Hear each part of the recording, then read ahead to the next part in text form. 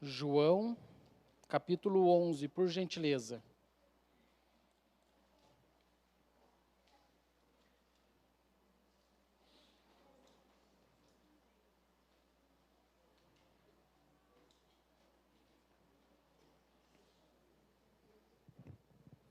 Amém, irmãos? Jesus é a ressurreição e a vida. Esse é o tema do nosso sermão. Todos creem nisso? Amém? Jesus é a ressurreição e a vida? Olha na tua Bíblia, por gentileza, João 11, a partir do verso de número 25. Disse-lhe Jesus: eu sou a ressurreição e a vida, quem crê em mim, ainda que esteja morto, viverá. Todo aquele que vive e crê em mim nunca morrerá. Crê nisso? Disse ela: sim, Senhor, creio que tu és o Cristo, Filho de Deus, que havia de vir ao mundo. E dito isso, partiu e chamou em segredo Maria, sua irmã, dizendo: o mestre está aqui e te chama. Ela, ouvindo isso, levantou-se logo e foi ter com ele. Jesus ainda não tinha chegado na aldeia, mas estava no lugar onde Marta o encontrara. Vendo, pois, os judeus que estava com ela em casa e a consolava, que Maria apressadamente se levantara e saíra, seguiram-na dizendo: vai ao sepulcro para chorar ali. Tendo, pois, Maria chegado onde Jesus estava e vendo, lançou-se aos pés, dizendo: Senhor, se tu estivesse aqui, meu irmão não tinha morrido. Jesus, pois, quando a viu chorar, e também choravam os judeus que com ela haviam, moveu-se muito em seu espírito, perturbou-se e disse-lhe onde o puseram. E disseram-lhe: Senhor, vem e vê. Jesus chorou. E disseram, pois, os judeus: vede como o amava. E alguns deles disseram: não podia ele, que abriu os olhos aos cegos, fazer também com que este não morresse? Jesus, pois, moveu-se outra vez, muito em si mesmo, foi ao sepulcro. Esta era uma caverna, tinha uma pedra posta sobre ela. E disse Jesus: tirem a pedra. Marta, irmã do defunto, disse-lhe: Senhor, já cheira mal, pois já está aí há 4 dias. E disse-lhe Jesus: não te tenho dito que se creres verás a glória de Deus? Tiraram, pois, a pedra. Jesus levantou os olhos para o céu e disse: Pai, graças te dou por me haveres ouvido, e bem sei que sempre me ouves. Mas eu disse isso para que esta multidão que está ao redor, para que creiam que tu me enviaste. Tendo dito isso, chamou com grande voz: Lázaro, vem para fora. O defunto saiu, tendo as mãos, os pés amarrados com faixa e o seu rosto envolto num lenço. E disse-lhe Jesus: desligai-o e deixe-o ir. Muitos, pois, dentre os judeus que tinham vindo até Maria e muitos do que tinham vindo até Jesus, creram nele. Amém? Fecha os teus olhos aí no teu banco, sentadinho mesmo. Pai querido, Santo Eterno Deus, muito obrigado pela oportunidade. Neste momento, Pai, nós vamos falar um pouquinho da Tua palavra, aprender um pouquinho mais de Ti. Por favor, Deus, direcione tudo isso aqui, para que seja feito segundo o Teu querer e de acordo com a Tua vontade. Eu te suplico, Deus querido, que nesta manhã o Senhor fale aos Teus filhos que aqui estão, como o Senhor já vem falando comigo há algum tempo. Venha, Deus querido, edificar a Tua igreja e fortalecer a nossa fé. Venha transformar a nossa realidade e mudar o nosso caráter. Eu te suplico humildemente no nome santo e poderoso de Jesus Cristo. Amém. Amém. Amém, meus irmãos? Só um minutinho, tá?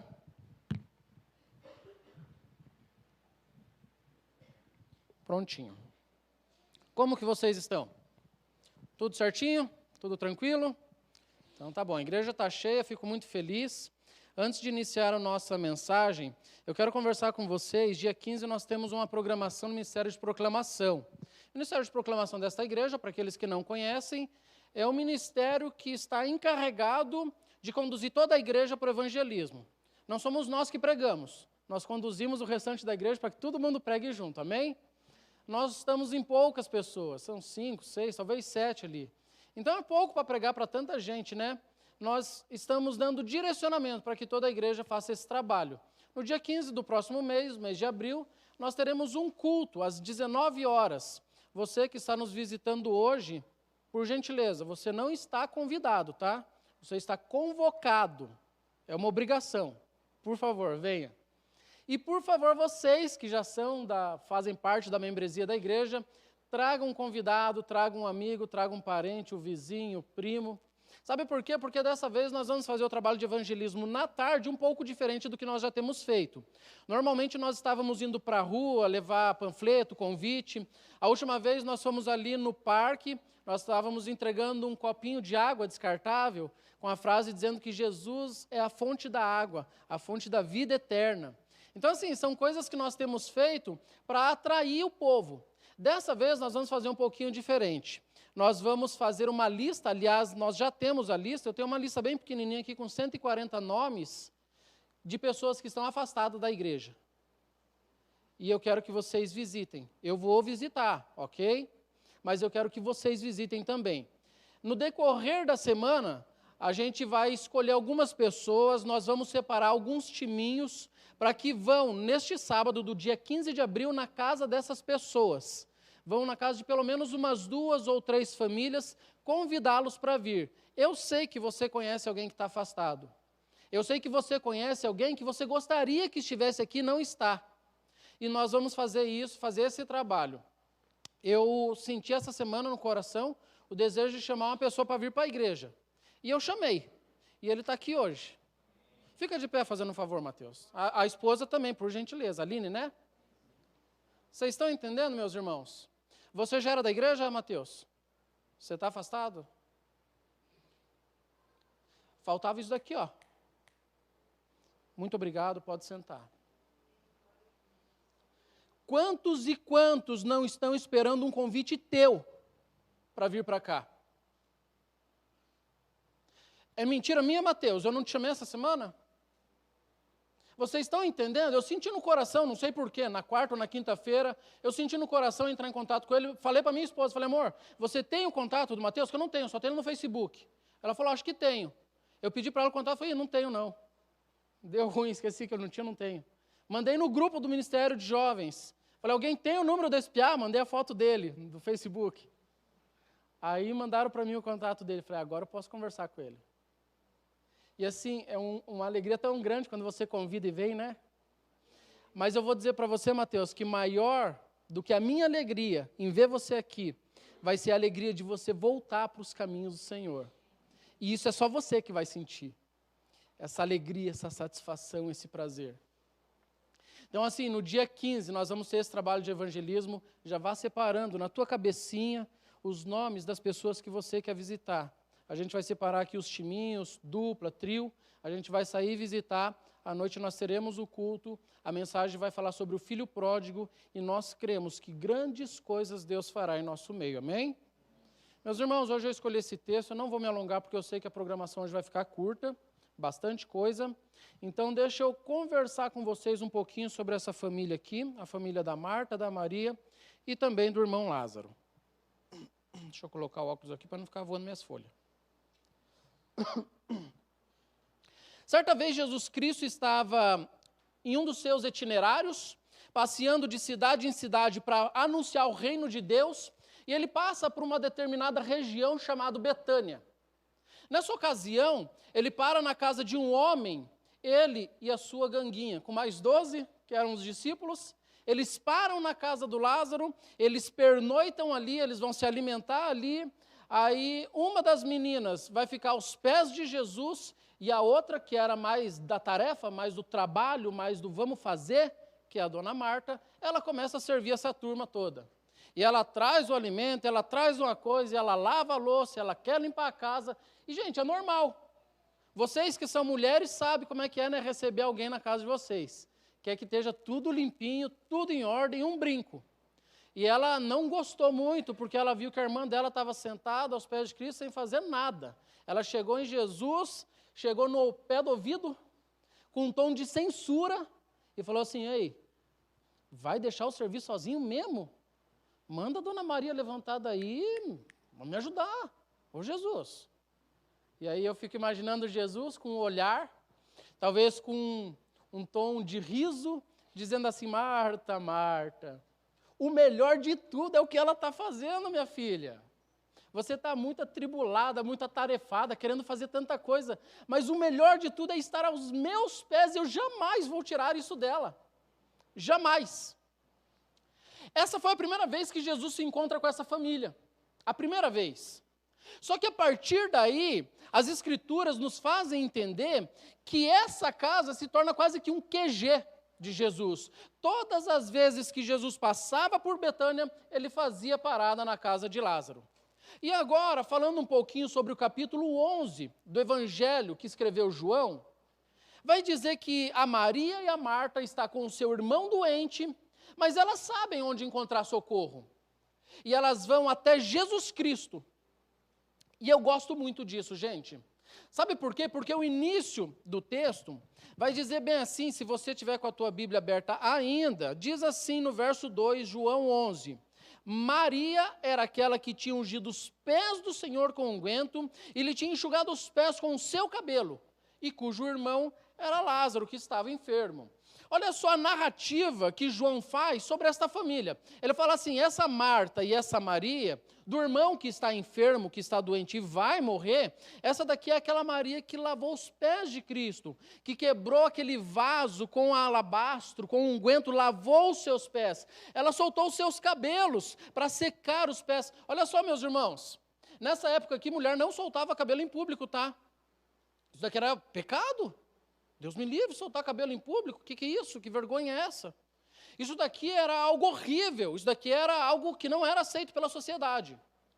Mas ela quebra todos os protocolos religiosos, ela acaba com toda a hipocrisia do momento, do local, da época e do contexto, para tomar uma atitude, que é acariciar os pés de Cristo, que é secar, envelopar aqueles pés com o seu cabelo. E muitos, talvez, olhando aquela cena, fizeram, credo, olha que louca, fazer um negócio desse em público. A gente não pode mais, gente, ter liberdade na presença de Deus, que as pessoas ficam espantadas.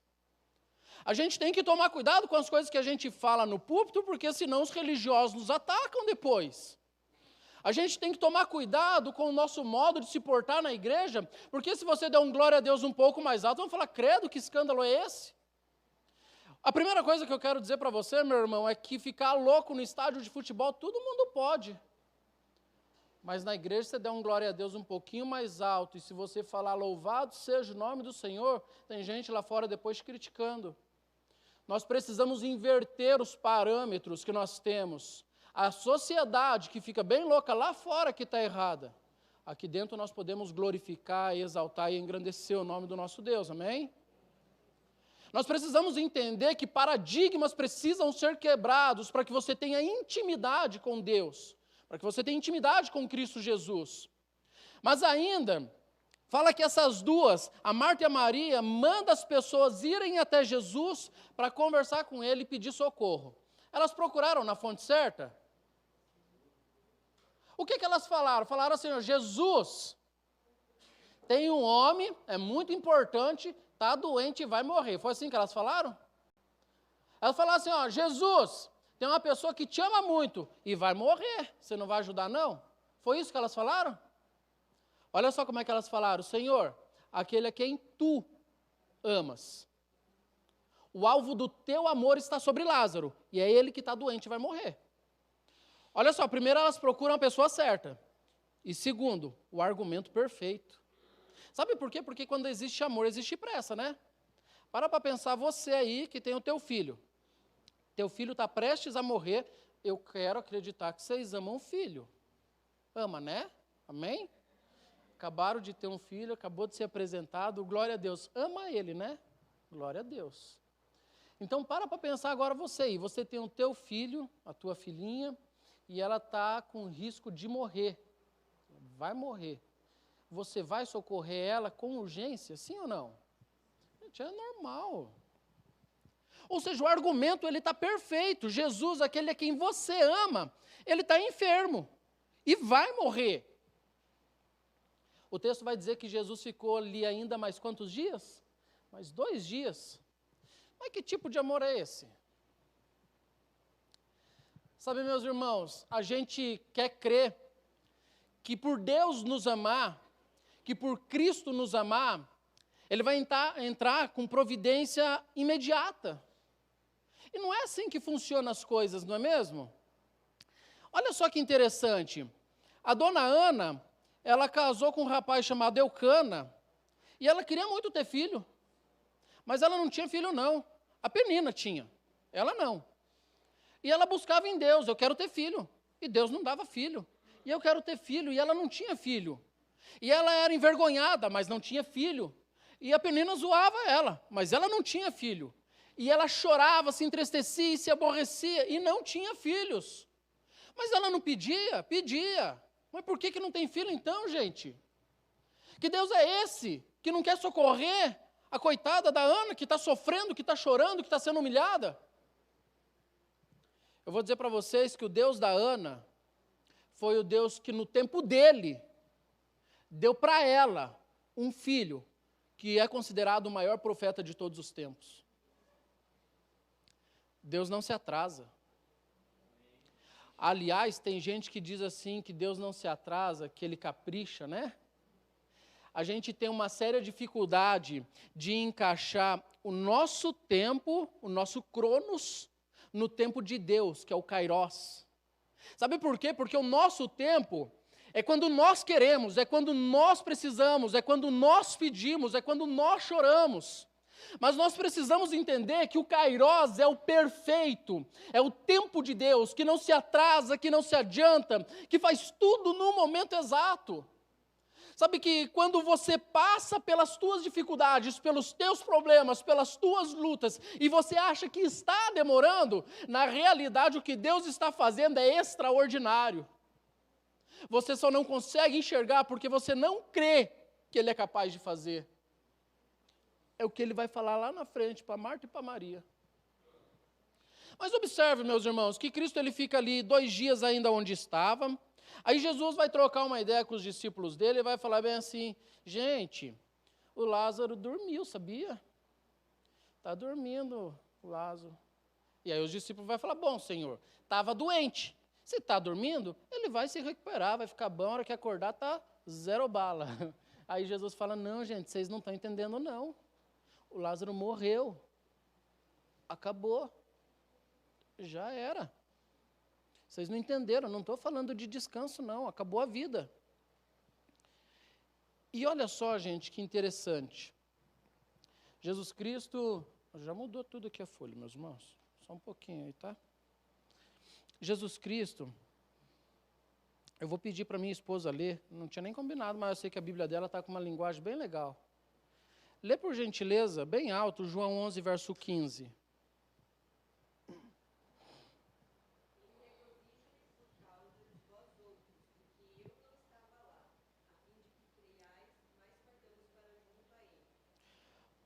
Regozijo-me por causa de vós outros, que eu não estivesse lá. Eu acho muito interessante, eu estou até abrindo aqui a minha Bíblia, o meu está bem assim, ó. É que assim, ó, a minha Bíblia física aqui, ela é RC, tem uma linguagem um pouquinho mais difícil de ser compreendida, tá? Eu estou abrindo aqui no meu aplicativo no celular, NVI, que é a nova versão internacional, é uma maravilha, gente. Olha só o que está escrito. E para o bem de vocês, eu estou contente por não ter estado lá, para que vocês creiam. Mas vamos agora até ele. Jesus está falando assim: é bom que eu não fosse para Betânia.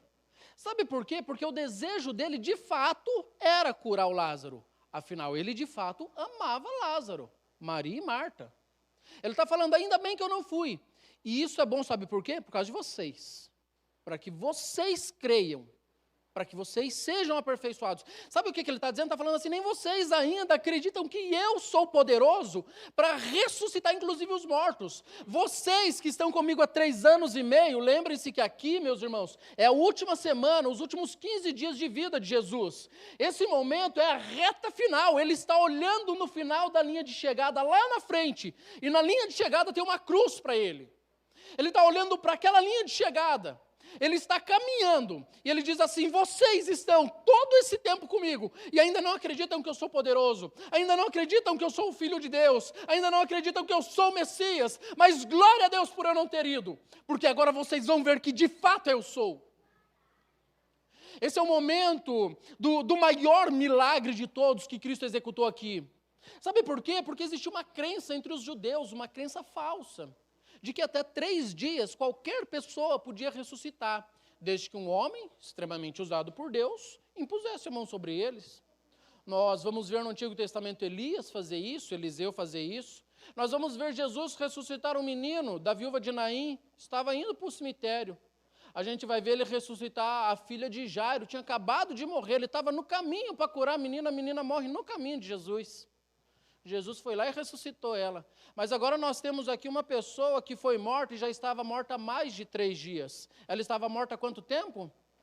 Não tem mais chance. Para esse aí, de acordo com a doutrina judaica, não tinha mais chance. A única pessoa que podia ressuscitar uma pessoa depois de 3 dias morta, era só um. Era só Deus. Agora nós vamos ver se esse tal de Jesus é Deus mesmo ou não. É mais ou menos isso que Jesus está explicando para eles. Jesus fala assim, agora nós vamos para lá. E Jesus foi, caminho dele, ele chega a aproximadamente 3 quilômetros da cidade. Nesse período, Jesus Cristo já andava meio que escondido, ok? Porque as pessoas, os judeus, os sinédrios já queriam prender ele, queriam matar ele apedrejado. Então ele já andava meio escondido. Ele fica escondido uma cidade vizinha, Judeia, e ele fica ali a quase 3 quilômetros de Betânia. E aí a Marta, vai até Jesus. Ela fica sabendo que ele está vindo, ela vai até Jesus. E esse diálogo que ela tem com Jesus Cristo, eu acho lindo. Olha só o que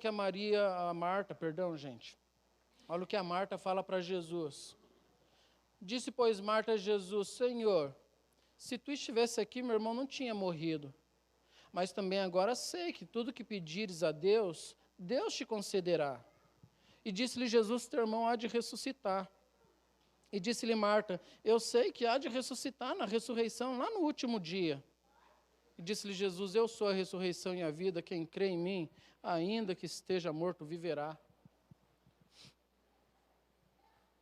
A Marta falou bem assim, Senhor, se você estivesse aqui, ele não morria. Ela conjugou o verbo no passado. Aí Jesus falou bem assim, Marta, ele vai ressuscitar. Ela fala assim, eu sei que ele vai ressuscitar no último dia, né? Agora ela conjugou o verbo no futuro. Vocês entenderam? Ela está falando assim, se tivesse, não tinha dado ruim. Mas agora que deu ruim, eu sei que lá na frente vai dar certo. Jesus fala, não, Marta. Eu sou a ressurreição e a vida. Eu não era a ressurreição e a vida. Eu não serei a ressurreição e a vida. Eu sou. Eu trabalho no agora. Eu trabalho no meu tempo. Neste momento, neste exato momento é que eu quero trabalhar. Eu não sou um Deus do passado, eu não sou um Deus do futuro. Eu sou um Deus que estou contigo em todos os momentos. Ele diz que isso era para a glória do nome de Deus. Ele falou que essa morte iria glorificar ao Pai. Ele sabia o que estava fazendo. Quantas e quantas vezes nós pensamos, mas Deus, se o Senhor tivesse trabalhado na minha vida 1 mês atrás, tinha dado certo. Se o Senhor tivesse me avisado, não tinha dado tudo errado. Oh Deus, por que o Senhor me abandonou naquele momento, justamente naquele momento? Em outros momentos a gente fala assim, Deus, cuida do meu futuro, porque eu não sei fazer lá na frente o que tem que ser feito. Ou então, Deus, separa para mim uma mulher para eu casar, um homem para eu casar. Gente, Deus é do agora, é de já, é do presente. Fala, Deus trabalha no meu coração hoje, cuida da minha vida agora, transforma o meu coração, o meu caráter, os meus pensamentos, que muitas e muitas vezes são errados, muda agora, por favor, eu preciso do Senhor, é agora. Não é no ontem, não é no amanhã, é no hoje, no presente. Para de sofrer pelas coisas que deram errado no passado, meu irmão. Se eu fosse chorar para vocês todas as mágoas que eu sofri no passado, eu fiz muita coisa errada na minha vida. Eu não vim aqui para confessar pecado para vocês não, tá? Mas eu fiz muita coisa errada e eu tenho certeza que eu sofri muito, muito, muito por conta disso. Eu estava conversando com a minha esposa ontem, antes de ontem, não me recordo direito, sou péssimo de memória, mas eu sei que foi com ela que eu conversei. Glória a Deus por isso. E eu falei, meu Deus, amor, já sofri tanto nessa vida. Eu acho que Deus está me preparando para algo muito grande. E aí eu comecei a recordar de algumas coisas que eu vivi. Sabe que hoje eu estou vivendo um momento muito parecido ao qual eu vivi há uns 12, 13 anos atrás, onde Deus começou a me direcionar para alguns caminhos que eu não entendia. Deus me levou, eu confesso para vocês que eu também não esperava que tivesse tanta gente aqui hoje, principalmente visitante, tá, gente? Eu comecei a preparar essa mensagem tem uma semana aproximadamente, eu não sabia que ia ter apresentação do bebê, não sabia que ia ter tanto visitante, mas eu também não vou deixar de falar as coisas que eu tinha para falar só porque vocês estão aqui, tá? O irmão João de Deus está ali atrás, isso? Meu irmão João, eu pastoreei ele. E eu não sabia que ele vinha, ele está ali, glória a Deus por isso. Fui pastor dele por aproximadamente 2 anos. E ele sabe muito bem do que eu estou falando. Eu tive o privilégio de pastorear uma igreja, mas eu também fui fraco o suficiente para cair, para cometer os meus pecados, os meus erros. E por conta disso, eu me senti por diversos anos indigno de estar na presença de Deus. Indigno de ocupar esse lugar aqui e falar da palavra de Deus. Mas eu tenho a mais absoluta certeza que Deus tem mudado por completo a minha vida. Eu tenho a mais absoluta certeza que Deus tem trabalhado no meu presente, não é no meu passado nem no meu futuro. O meu passado eu olho pelo retrovisor só para ver o que tem lá, para aprender com os meus erros, mas eu preciso olhar para o alvo. Eu preciso viver o agora para entender que Jesus Cristo é o meu alvo. E é para lá que eu preciso ir. Meu irmão, enquanto você olhar para o teu passado e ficar remoendo, ficar chorando, ficar se entristecendo pelo que passou, você não vai conseguir andar para frente. Deixa o que ficou para trás, que lá é o lugar dele. A palavra de Deus diz que Deus joga no lago do esquecimento os teus erros. Sabe o que é o lago do esquecimento? O lago do esquecimento é um lugar onde ninguém tem autorização para ir pescar teu pecado e esfregar na tua cara. Ninguém tem. Quem faz isso é o diabo, mas ninguém tem autorização para isso. Deus disse, eu me esqueço dos teus pecados. Está no lago do esquecimento. Ele não se lembra mais. Só basta você se arrepender deles e acabou. Agora olha para frente, meu irmão, olha para frente, minha irmã. Caminha com Cristo, dá as mãos para Ele hoje. Ele tem uma vida completamente diferente para você. Eu sou a ressurreição e a vida, disse Jesus Cristo. Todos, qualquer que seja a pessoa, qualquer que seja a situação ou a circunstância, morreu. Você acha que não tem mais jeito? Para mim tem. Não existe tarde demais para Deus. Nunca existiu e nunca existirá. O tarde demais não está no dicionário de Deus. Deus fala, aquele que crê em mim, ainda que esteja morto, viverá. Jesus Cristo permanece ali. A Marta volta para casa, conversa com a Maria e fala, Maria, o mestre quer conversar contigo agora. E Maria vai conversar com Jesus. E a Maria, que não sabia da primeira conversa, chega agora para Jesus e fala, Jesus, se o senhor estivesse aqui, meu irmão não tinha morrido. E eu fico pensando, Jesus, mas Jesus, ele já falou isso para Marta, agora vai falar para Maria também, gente. Mas a Maria também estava sofrendo, também estava triste. Essa é a mulher que lavou os pés de Cristo. Essa é a mulher que estava sentada aos pés dele enquanto a Marta trabalhava. Essa, eu acredito que seja a menina da família, a mais emotiva, a mais chorona, a mais triste. Sabe por quê? Porque a Marta, ela chega em Jesus e fala assim, Jesus, se o senhor estivesse aqui, não tinha acontecido. A Marta fala desse jeito, a Maria não. A Maria, ela fala, Jesus, se o senhor estivesse aqui, não tinha acontecido. Mas é diferente. Sabe por quê? Porque o texto diz que ela se lança aos pés de Cristo. Olha o detalhe. Não é só falar, é reconhecer na presença de quem que ela está. Ela sabia que Jesus era forte e poderoso o suficiente para ressuscitar o seu irmão. Jesus Cristo diz que ele se move intimamente ele se desestabiliza, ele se emociona e ele fala: onde que está o Lázaro? Você fala: vem cá, vamos te mostrar. E diz que Jesus vai caminhando, mas nessa caminhada o que acontece com Jesus? Jesus chorou. Esse é o segundo menor versículo da Bíblia, né? Primeiro é não matarás, uma letra menos só. Jesus chorou. Jesus chorou por quê? O que moveu o coração de Jesus para que ele derramasse lágrimas? Será que Jesus chorou porque ele tinha saudade do Lázaro?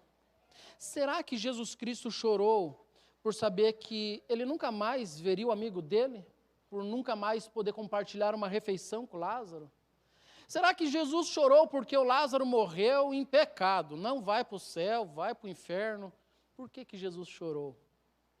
Eu vou dizer para vocês, meus irmãos, que Jesus chorou porque o texto diz assim: e vendo Jesus que elas choravam, e os que estavam com ela, os judeus, também choravam, Jesus chorou.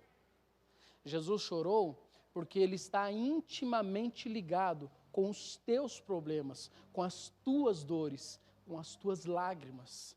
Porque todas as vezes que você derrama uma lágrima, porque todas as vezes que você chora, porque todas as vezes que você sofre, ele está intimamente ligado contigo, porque ele conhece, meu irmão, as tuas dores, as tuas lutas e as tuas necessidades, porque ele sabe o quanto você tem sofrido, e ele está junto contigo intimamente. Ele não é um Deus de longe. Às vezes parece que ele está longe. Pedro, quando caminha sobre as águas e ele começa a afundar, o texto diz que ele grita: Jesus! Quando ele grita, ele está falando para alguém que está longe, porque essa era a visão do Pedro. Eu preciso gritar porque ele está muito longe de mim. Só que o texto diz que quando ele grita, de imediato Cristo apenas estende as mãos. Ele não está longe. Ele está perto de você. Tenha certeza de que Ele tem entrado contigo no meio da batalha, no meio das lutas e das dificuldades, e tem guerreado em teu nome, meu irmão. Só basta confiar nele. Só basta entregar o teu caminho nas mãos de Cristo. Caminhando pelo texto,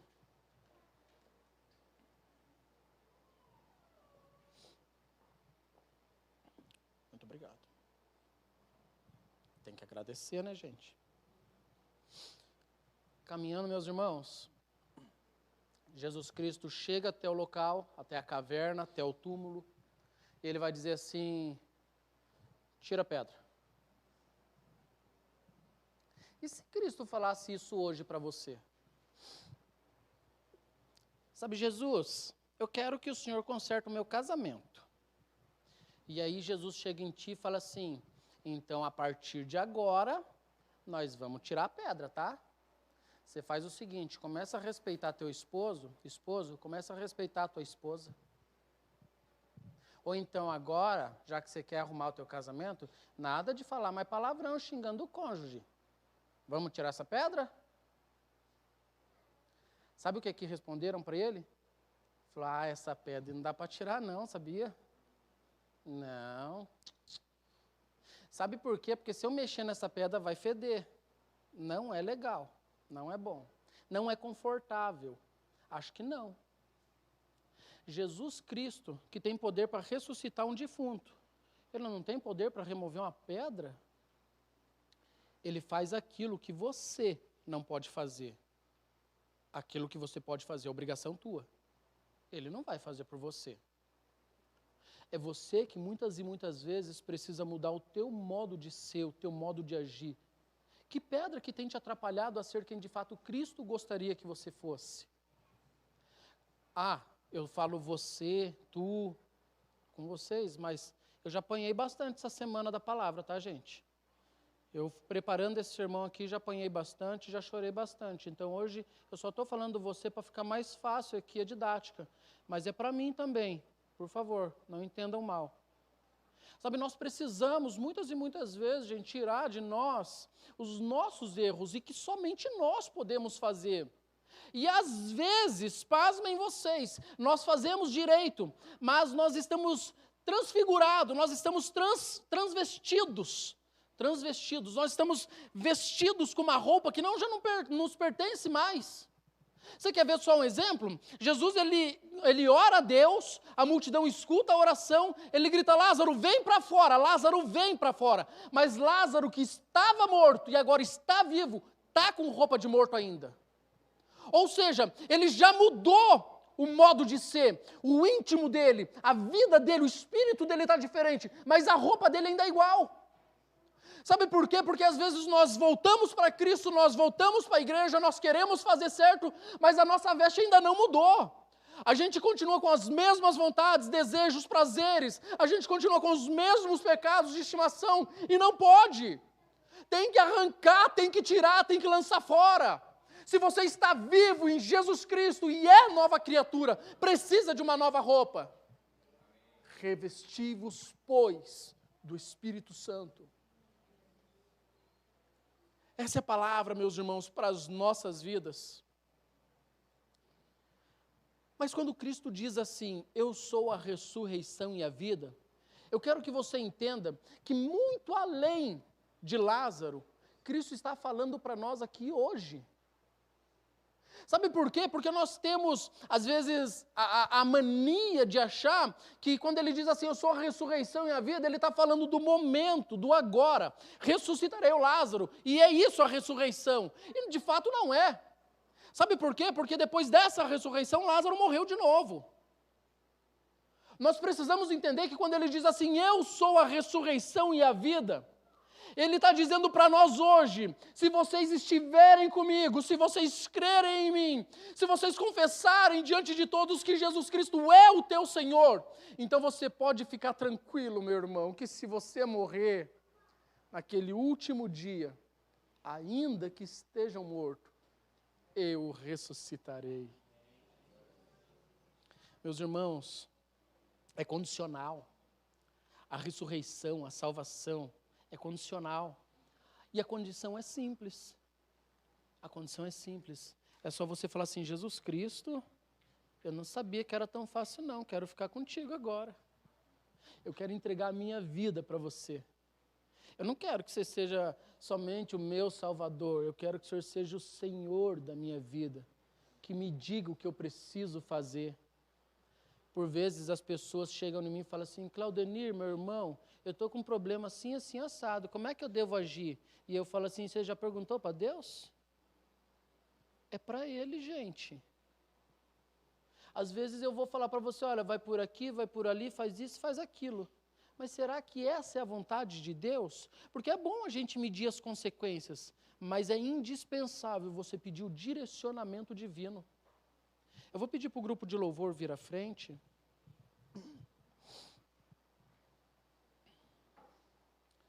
Nós estamos falando ainda um pouco sobre evangelismo. O quanto você tem... Fica de pé, por gentileza.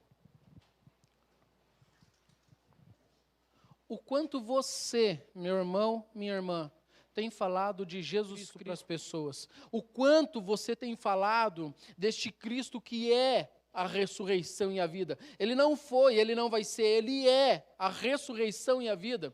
Quando ele fala do eu sou, ele está dizendo que ele é Deus, ele está falando do Ive, ele está falando do Sinai, aquela mesma voz que falou com Moisés em meio a sarça ardente, ele está dizendo agora aqui, na presença da Marta e da Maria, ela está falando assim, eu sou agora. O quanto nós temos falado de Jesus Cristo, da ressurreição para as outras pessoas, o quanto nós temos proclamado a palavra de Deus, quantos aqui não querem ver outros e outros ressuscitando naquele grandioso dia, meus irmãos? Nós precisamos entender que este é o plano primordial de Deus para as nossas vidas. E quantos de nós temos andado como ovelhas desgarradas do rebanho, do pastoreio de Jesus? Este é o momento, meus irmãos, de você voltar para Cristo. Esse é o momento, meus irmãos, de vocês falarem do amor de Jesus Cristo. Tantos rostinhos aqui conhecidos, outros nem tanto. Mas eu quero, neste momento, abrir uma oportunidade para você. Se você, meu irmão, minha irmã, tem o desejo de ter a tua vida transformada, eu quero te chamar para vir aqui à frente, que a gente vai orar por você. Talvez essa palavra tocou lá no teu coraçãozinho, dizendo assim: realmente eu preciso mudar de vida. Realmente minha vida tem sido muito divertida, mas isso daqui vai acabar um dia. Talvez hoje você ouviu essa mensagem e está pensando assim: o que eu preciso fazer? O que eu preciso mudar? O que eu preciso renunciar para viver eternamente? E eu vou dizer para você que a única coisa que você precisa fazer é aceitar Jesus Cristo, tê-lo como Senhor e Salvador da tua vida. Por favor, venha à frente. Pastor Ricardo, nós estaremos aqui intercedendo por você. Eu quero pedir para que o Espírito Santo te fortaleça, te direcione, te dê sabedoria, que te use para que você tenha a tua vida completamente transformada. Venha à frente, por gentileza. O grupo de louvor vai estar louvando a Deus. Não deixa para depois. Venha, porque o Espírito Santo fala contigo nesta manhã.